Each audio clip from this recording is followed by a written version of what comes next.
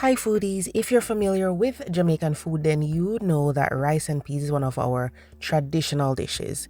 Today I am making some quinoa with red peas and it is so good. So let's get started. So although we're using quinoa, we're not straying too far from tradition, okay? So we are going to be using some coconut milk, of course, because quinoa is a blank canvas. You've got to add flavor to it, okay? And then I'm adding some water. I used some all-purpose seasoning, so let's find a Caribbean brand or something like that. And then I'm adding some crushed allspice. If you prefer, you could just do salt and whole allspice berries. Then I'm adding some fresh thyme and a scotch bonnet whole. If you want it spicy, you can slice it up. Then I'm adding some coconut oil. If you prefer, you could use butter instead. And then I'm going to add some diced scallion. If you don't mind, you can dice it. If you prefer it whole or chopped, you can do that. I'm adding a little brown sugar. You don't have to. I just want a little brown sugar in there. I need some chopped garlic. So I'm adding some freshly chopped garlic in there.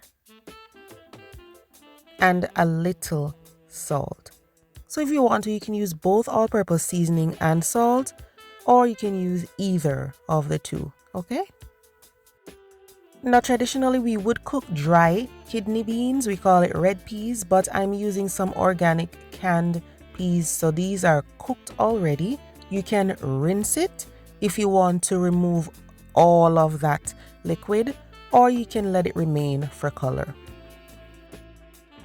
So what I do is I just bring this liquid up to a boil and then I'm going to stir in the canned red peas.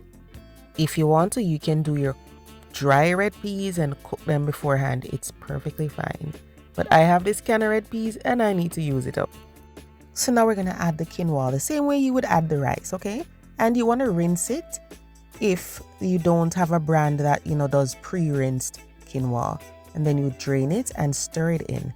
Same way you would rinse your rice and stir it in. Bring all of this up to a boil, then cover it and lower the heat. You're going to cook it on low heat for 15 minutes. After 15 minutes, turn off the heat or remove it from the heat. Let it sit for 5 minutes. What you want is for the steam to just complete the cooking of the quinoa. Then, after those 5 minutes, all you need to do is fluff it up the same way you would fluff up your rice. So today I did it with red peas, but guys, I've had it with gungo peas or pigeon peas and it was amazing.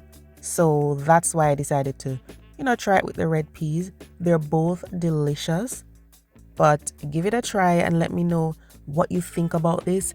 I love my traditional rice and peas, but honestly, the flavor of this got me thinking maybe I could eat this quite often. Now, one thing to remember is I used canned beans, but you can use your dried beans if you want to. I had this with some vegetarian ackee and callaloo. I just had a little callaloo in the fridge and some ackee, and then I just cooked it up. It's really delicious. No saltfish this time, but it was so good. Kind of like when you want to clean out the fridge and use up all those little things that you have. Yes, that's what I did. So I just had this with my ackee and delicious lunch. Give the recipe a try, guys. I think you're gonna love it. Thanks for watching and I'll see you next time.